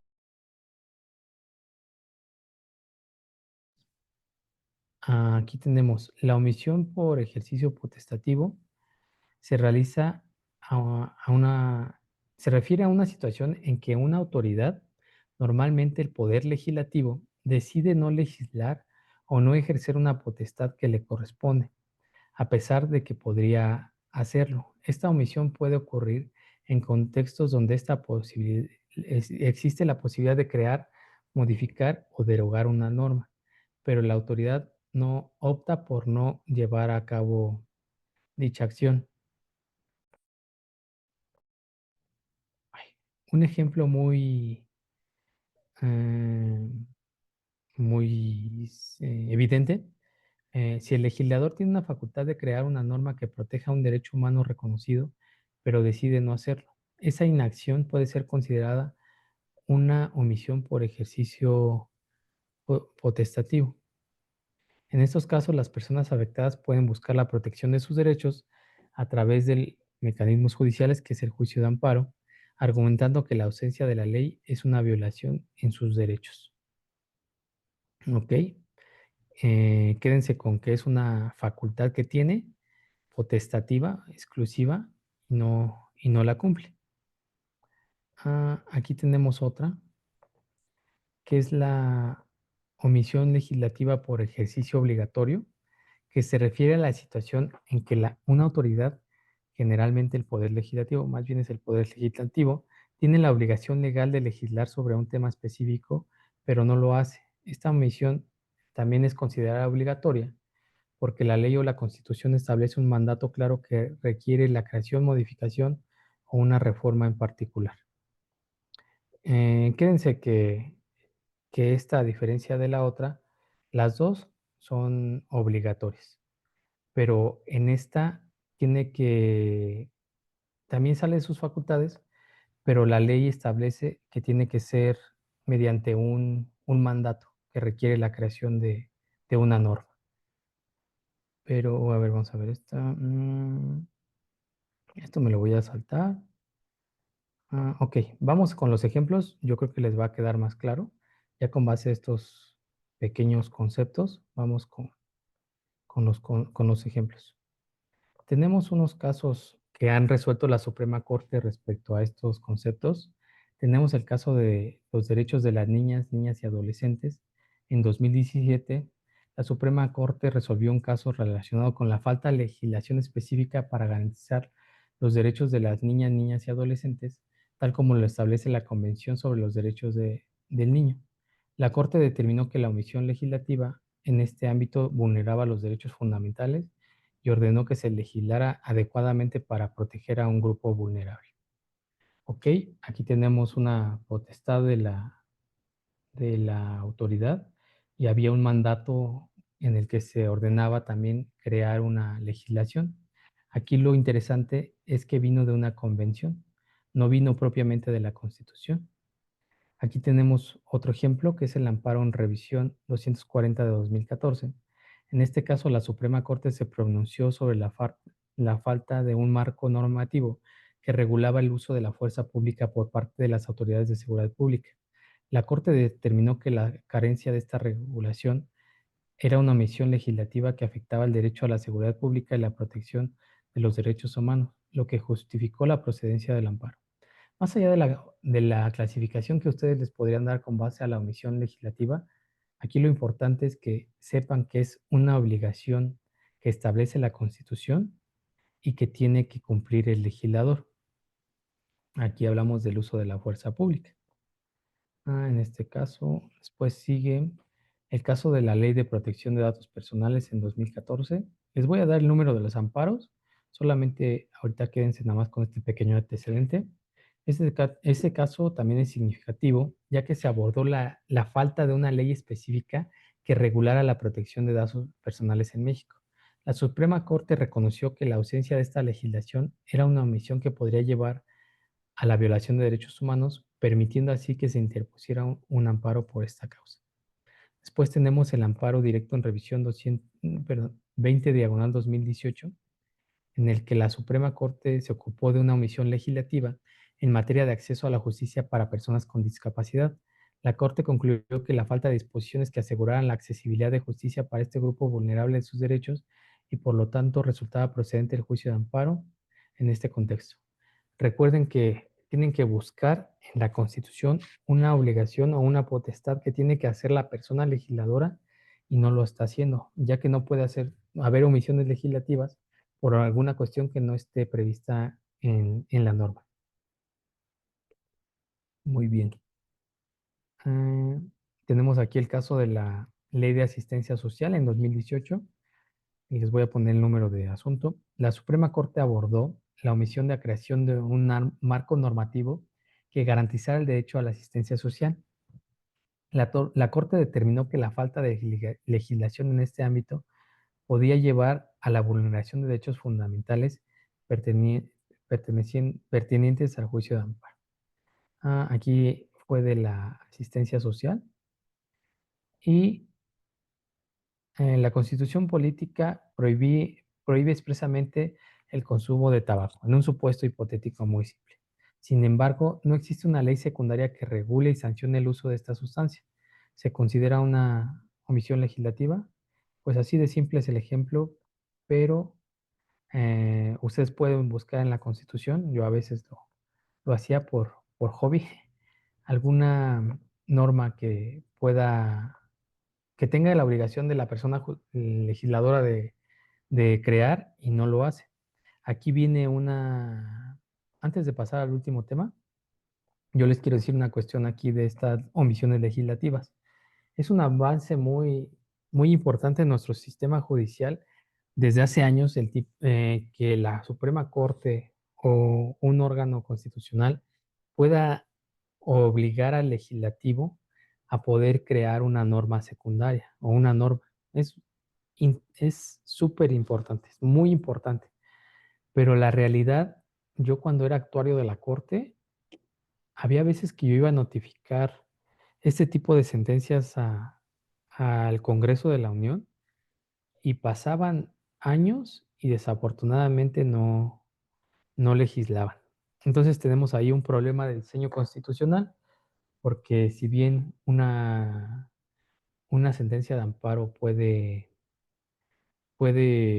generar consecuencias penales o administrativas, pues entramos en un problema porque pues no hay una sanción como tal porque son legisladores, tienen el fuero. De ahí que sí es muy importante que el órgano constitucional ordene la legislación en algún punto. Sin embargo, nos encontramos que en la realidad, desafortunadamente, no obedece el órgano legislativo. Y yo quiero seguir con el último tema. Antes de eso, quisiera saber si hay alguna pregunta, algún comentario, aparte de los que ya amablemente me dijeron en el chat. En el chat ahorita no hay ninguna pregunta, maestra. Gracias, magistrada. Y no veo ninguna manita levantada. Muy bien. Bueno, muchas gracias. Sí, De todos modos, yo al final les voy a hacer sí. una pregunta para que podamos interactuar, pero quiero terminar los puntos para que no nos vayamos a quedar cortos. Finalmente tenemos el amparo contra actos que afecten a personas extrañas a juicio. Tenemos parte del fundamento en el artículo 107, fracción sexta. Nosotros al inicio de nuestra clase hablamos de la persona o de la parte tercera interesada. Es importante que aquí no confundamos los conceptos. Hagan a un lado a la persona tercera interesada. Esa en este punto que vamos a hablar no tiene cabida. tenemos que un tercero extraño no es una persona o un órgano que no es parte formal en el juicio. ¿A qué nos referimos? A que es un juicio instaurado por A en contra de B y resulta que C no participa en el juicio. El demandado el demandado A demanda a B y se le embargan las cuentas de C o se le embarga a C una casa, un carro o algo. Él es ese concepto es el tercero extraño por equiparación en sentido estricto. Esto lo van a encontrar doctrinalmente y jurisprudencialmente de esa manera. Quédense con esto. Una persona C no se le llamó a juicio, entonces una persona C que no tiene nada que ver con el juicio, absolutamente nada, se le está afectando un derecho. Ese es el tercero extraño por equiparación en sentido estricto. Vamos a ir con otros ejemplos, pero quédense con este concepto. Ok. Tenemos el tercero extraño por equiparación. Tenemos otro supuesto de tercero extraño por equiparación. El tercero extraño por equiparación también puede ser el demandado y que asegura que no fue emplazado. Ese es un parte de los terceros extraños, pero es otro supuesto. Un tercero extraño por equiparación no puede ser el actor. El demandado sí puede serlo. En estos supuestos que no fue emplazado a juicio, también vamos a tener ciertas reglas, ciertos supuestos del tercero extraño. Pero hasta aquí vamos paso a paso. Quédense ahora con que también hay otro tercero extraño por equiparación, que es el que asegura que no fue emplazado. Ya tenemos el tercero extraño que no fue llamado, que no tiene nada que ver con el juicio. Vamos a decir que ese es en sentido estricto. Y también tenemos este que es por equiparación, que asegura que no fue emplazado. Y en estos supuestos vamos a tener diversas hipótesis en ese supuesto que les acabo de mencionar. Aquí tenemos que los supuestos que ustedes tienen que tener presentes es cuando ya exista una sentencia definitiva o se esté en apelación o en ejecución. Yo aquí voy a ser bien específico y les voy a ir dando los supuestos, no se preocupen. La primera hipótesis es, el demandado dice que no fue emplazado y conoce después la ejecutoria. Aquí estamos con el supuesto del artículo 107, fracción sexta, que yo les dije hace unos momentos, en donde procede el amparo indirecto y tiene 15 días para promoverlo.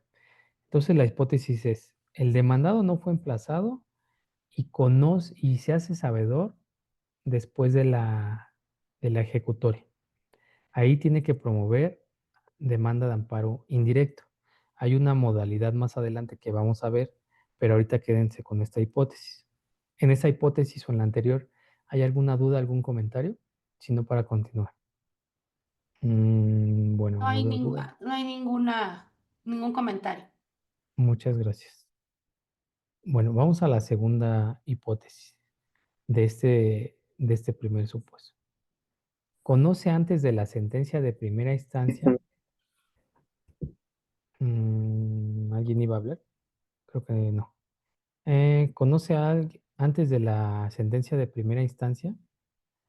Tiene la obligación de hacer valer un incidente de nulidad de emplazamiento. Es decir, todavía no le dictan sentencia. En esta segunda hipótesis no le han dictado sentencia. Entonces, él tiene que promover un incidente de nulidad de emplazamiento. No lo puede hacer valer más que en la violación al procedimiento en amparo directo. Aquí tiene un error la diapositiva, no procede el amparo indirecto, el segundo supuesto. Aquí, en esta parte no procede el amparo indirecto, aquí. Esa es la segunda hipótesis. Y aquí nuestro fundamento es el artículo 172, fracción quinta de la Ley de Amparo, que dice: en los juicios tramitados ante los tribunales administrativos, civiles, agrarios o del trabajo, se considerarán violadas las leyes del procedimiento y se afectan las defensas del quejoso, trascendiendo al resultado del fallo cuando se deseche o resuelve ilegalmente un incidente de nulidad. Aquí el supuesto se los puse para que sepan que cuando él se entera durante el procedimiento y todavía no se dicta sentencia, no puede promover en ese momento amparo indirecto. Ahí lo que tiene que hacer es promover su recurso ordinario y después lo podrá promover si le desechan su recurso, si es infundado su recurso, lo puede promover hasta amparo directo como una violación procesal. Y después tenemos otra hipótesis. Denme un segundo. Porque de repente cuando paso las diapositivas los dejo de ver. Pero ya. Tenemos la tercera hipótesis. Es antes de que se resuelva la apelación o el recurso que contemple la ley. Mm, Ahí, si ustedes ya está, ya se dictó sentencia, pero todavía no se resuelve la apelación, puedes promover juicio de amparo indirecto. Antes de que se resuelva la apelación, no se puede agotar el incidente. Promueves juicio de amparo indirecto, pero ya se dictó la sentencia, pero todavía está en la apelación. Mm, ok, aquí tenemos otra hipótesis. La siguiente hipótesis es que dentro de los 15 días posteriores al laudo, a diferencia del anterior, no hay apelación. En materia laboral no hay apelación como en otras materias y también hay otras excepciones. Al menos en nuestra materia, contra el laudo o la sentencia de un juez laboral, no procede un recurso ordinario. Aquí, ¿qué hay que hacer? Yo me enteré dentro de los 15 días posteriores eh, o dentro del plazo de 15 días que se dictó el laudo. ¿Qué tengo que hacer? ¿Combato el laudo o combato el emplazamiento? Aquí hay una cuestión importante que se llama jurisdicción escalonada. ¿A qué se refiere este tema de la jurisdicción escalonada? Ustedes van a reclamar, ustedes se están enterando del laudo o de la resolución definitiva. Imagínense que es cualquier materia, pero yo manejo la materia laboral siempre y cuando no haya recurso. Ustedes van a impugnar la resolución definitiva, en este caso el laudo, en amparo directo y el emplazamiento en amparo indirecto. Se tiene que hacer esta acción de esa manera. ¿Por qué? Porque ustedes van a impugnar actos que sí son estrechos entre sí, pero tiene que llevar esta metodología. Ustedes podrán decir, oiga, profesor, pues resulta que yo únicamente promoví amparo directo, pero también estoy combatiendo el laudo, o viceversa. Lo que va a hacer la persona juzgadora es dividir los asuntos y el que sea la cuestión de la notificación, amparo indirecto, y el laudo, amparo directo. Ok. Aquí hay otro supuesto, no se me confundan tanto, solamente yo traté de ponerles varios supuestos porque son los más comunes y muchas veces sería el presente juicio. Ahorita te digo, Ale. Ah, Aquí tenemos otra hipótesis, es la del consorcio pasivo necesario. A ver, vamos a suponer que en un juicio ordinario se tenía que demandar a diversas personas. Vamos a suponer que es una sucesión. Y solamente en el juicio se demandó a una persona y a esa persona se le tiene el derecho a la mejor de que ya se desaloje el bien inmueble, hablando de una sucesión, y ya hay una sentencia. Pero resulta que no se emplazó a todas las partes y se tenía que crear un consorcio pasivo necesario. ¿Qué quiero decir? ¿Qué quiere decir eso? Que las personas que no fueron emplazadas en ese juicio y que necesariamente tenían que ser emplazadas, también pueden promover su amparo indirecto para poder ser declaradas como terceras extrañas por equiparación, nulificando esa notificación porque no se les notificó en un inicio.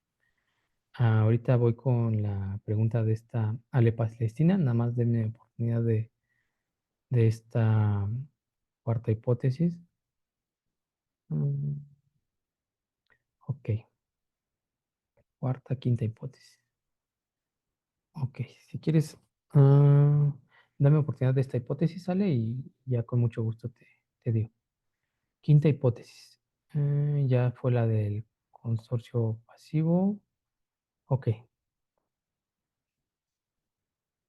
ok, no.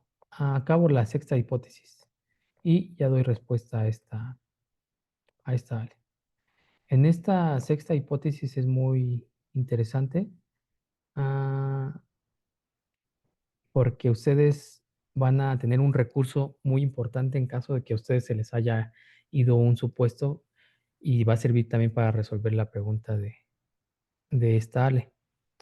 Eh, el artículo 171 de la Ley de Amparo, en el segundo párrafo, en la parte final, esto va a ser muy importante para ustedes en el transcurso de su profesión, se dediquen a lo que se dediquen. El artículo 71 dice, al reclamarse la sentencia definitiva, laudo o resolución que ponga fin a un juicio, deberán hacerse valer las violaciones procesales del procedimiento, siempre y cuando el quejoso las haya impugnado durante la tramitación del juicio, mediante recurso o medio de defensa en su caso, señale la ley ordinaria respectiva y la violación procesal trascienda el resultado del fallo. Este requisito no será exigible, aquí hay una excepción a la regla. En amparos contra actos que afecten derechos de menores, ahí hay un supuesto, incapaces, el estado civil o al orden de estabilidad de la familia, ejidatarios comuneros, trabajadores, núcleos de población ejidal o comunal, o quienes por su condición de pobreza o marginación se encuentren en una clara desventaja social para emprender un juicio, ni en los que la naturaleza penal, ni en los de naturaleza penal promovidos por el inculpado. Tampoco será exigible el requisito cuando se alegue que la ley aplicada o que se debió aplicar en el acto procesal es contrario a la Constitución o los tratados internacionales en los que el Estado mexicano sea parte. ¿Qué quiere decir? Hay varios supuestos claros en los que no se va a tener que agotar el recurso o medio de defensa respecto a esta violación procesal. Pero respecto al tema específico que estamos hablando del tercero por equiparación, pero si ustedes alegan que esa norma es inconstitucional, ustedes no van a tener que haber agotado el medio de defensa, aparte de los supuestos que ya les dije.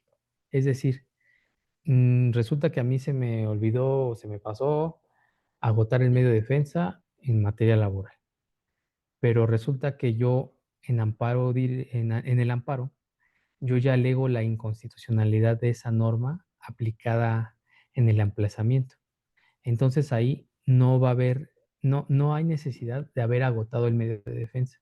Eso es muy importante porque si a ustedes se les pasa eh, el recurso, ustedes pueden alegar la inconstitucionalidad y eso les va a ayudar para sus amparos como litigantes, pues, y también para que lo sepan en su función jurisdiccional. Ahora sí, si me lo permiten, la apelación. A ver, vamos a la apelación, Ale. Eh, Tercero extraño por equiparación, la apelación. Ok, estamos en apelación. Sentencia de primera instancia. Déjame nada más ubicar la diapositiva y lo platicamos. Ah, ok. Aquí en el ejemplo que les di, Ale, tú me dices si con esto respondo la pregunta, si no, con mucho gusto me lo dices de manera verbal para que podamos saber.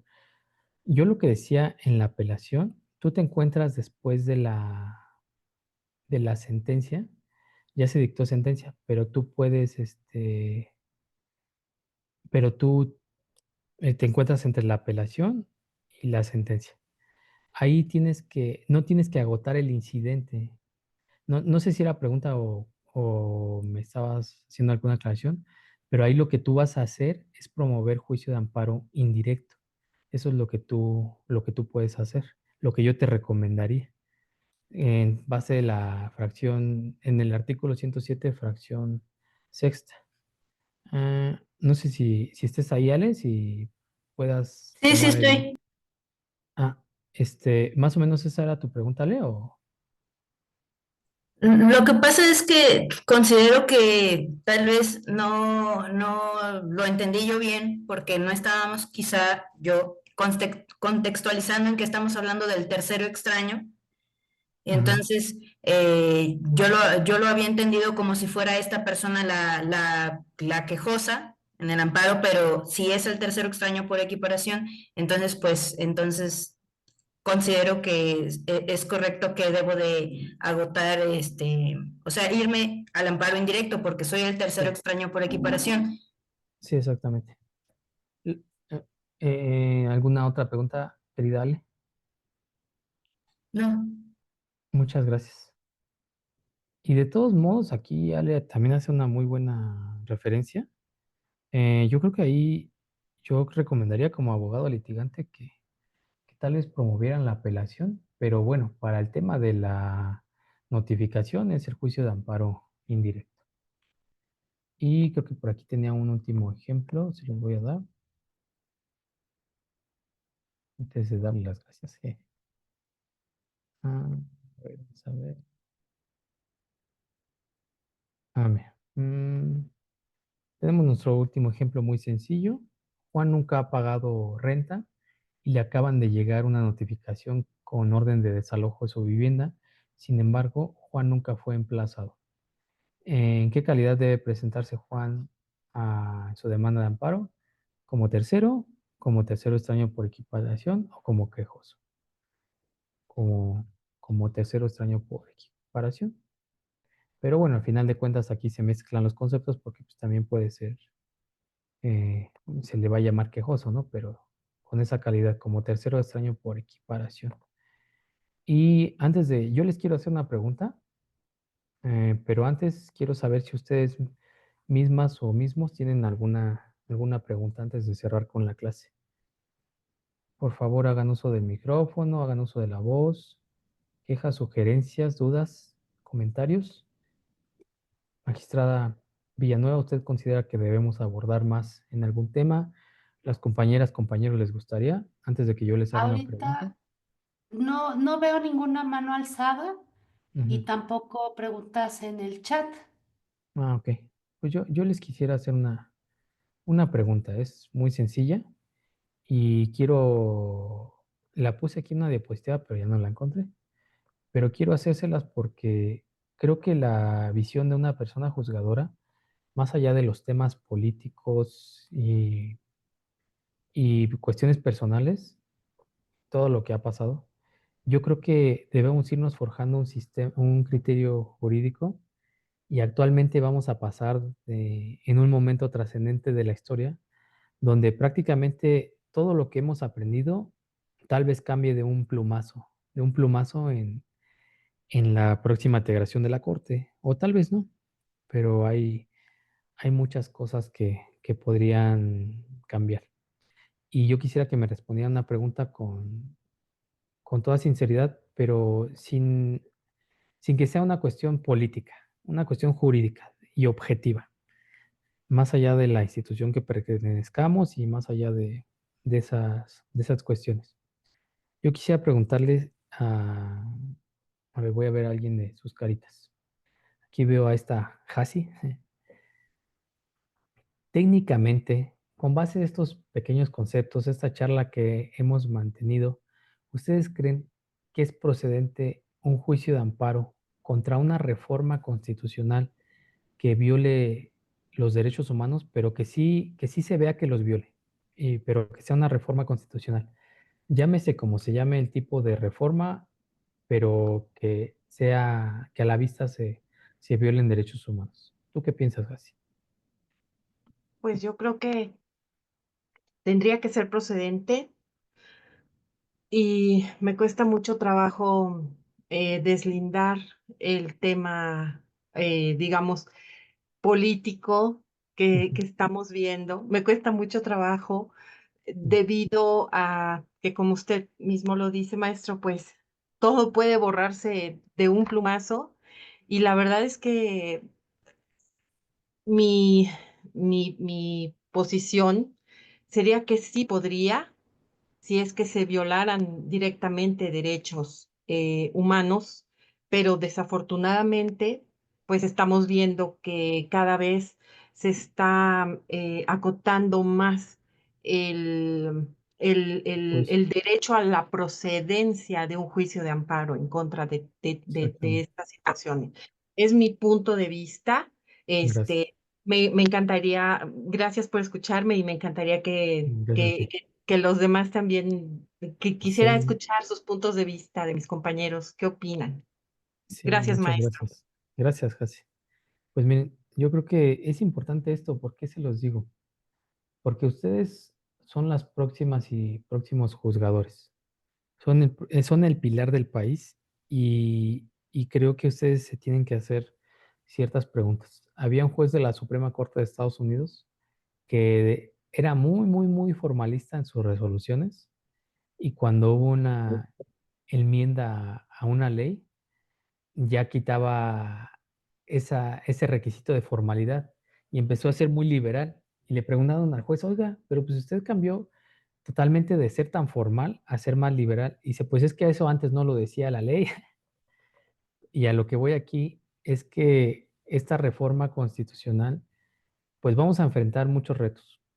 Yo quisiera escuchar una opinión más para cerrar, pero yo lo que les puedo decir es que en sus manos está la justicia del país, de todas y todas ustedes, de todas y todos nosotros. Entonces, yo los invito a esa reflexión personal, porque necesitamos yo, desde mi punto de vista, un medio de defensa.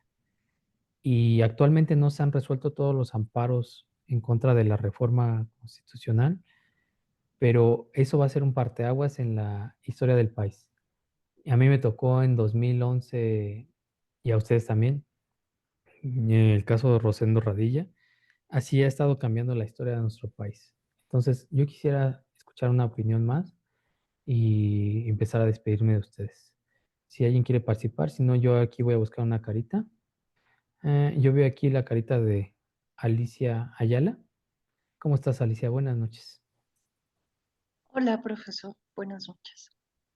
No, pues yo también creo que el juicio de amparo debiera ser procedente, en tanto que su esencia es la defensa, como se acaba de ver en clase, de los derechos humanos y una reforma a la Constitución que fuera violatoria de esos derechos humanos, pues eh, claro que tendría que